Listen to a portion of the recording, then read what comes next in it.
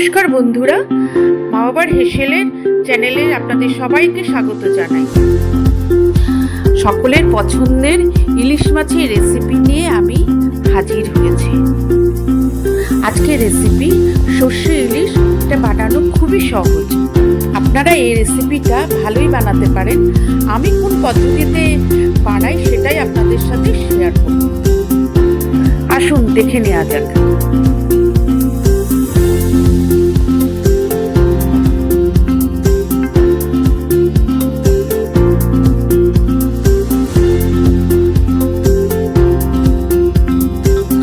প্রথমে ইলিশ মাছগুলোকে ভালো করে ধুয়ে আমি একটা পাত্রে রেখেছি।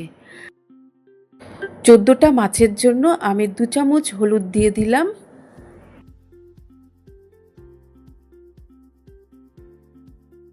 2 চামচ নুন দিয়ে দিলাম,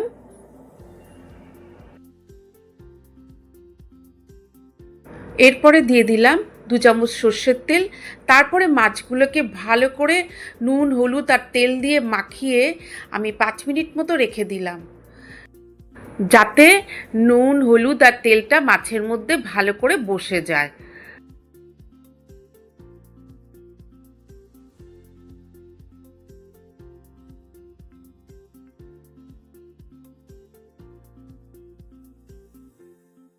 এবারে সর্ষে ইলিশের জন্য আমি মশলাটাকে তৈরি করে নেব।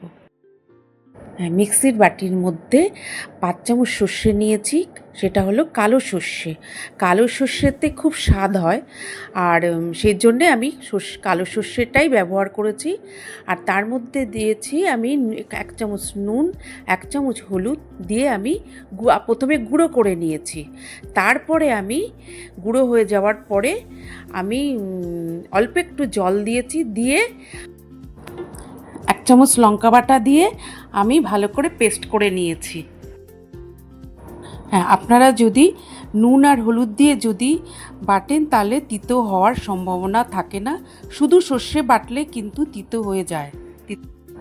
তারপরে একটা কড়াইয়ের মধ্যে আমি সর্ষে বাটাটা দিয়ে দিলাম। এবারে 4 চামচ মতো দই আমি মিক্সিতে ফেটিয়ে নিয়েছি। দইটা ফেটিয়ে আমি সর্ষের মধ্যে দিয়ে দিয়েছি। এবারে আমি পরিমাণ মতো তেলটা দিয়ে আমি ভালো করে ফেটিয়ে এরপরে আমি মাছগুলোকে এক একটা পিস করে ভালো করে সাজিয়ে দেব।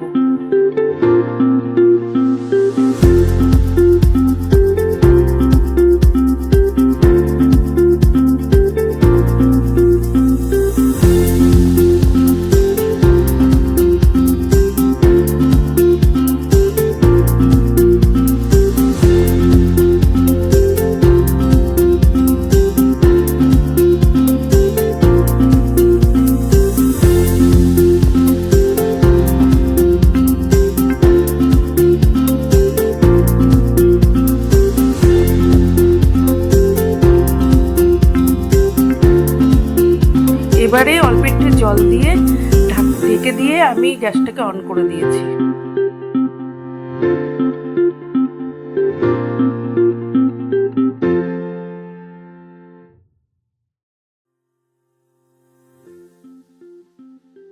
দশ মিনিটের জন্য আমি ঢাকা দিয়ে রাখলাম।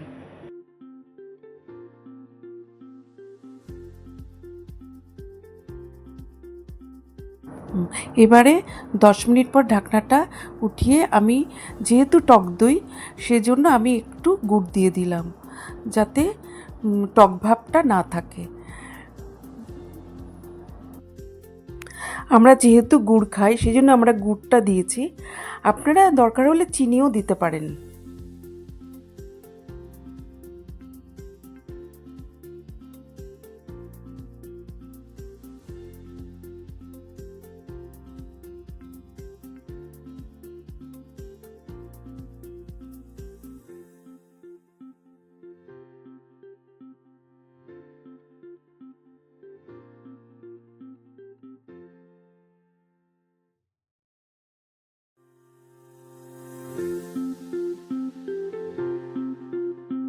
এবারে আমি কাঁচা সর্ষের তেলটা ছড়িয়ে দিলাম। তাতে এই সর্ষের তেলটা দিলে তাতে তার স্বাদটা দ্বিগুণ বেড়ে যায়।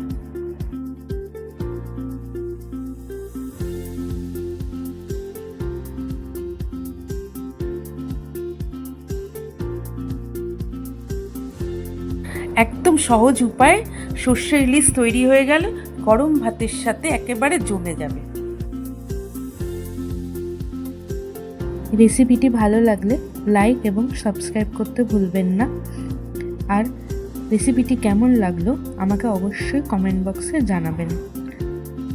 আজকের মতো এইটুকুনি। নতুন কোনো ভিডিও নিয়ে পরের ব্লগে দেখা হবে।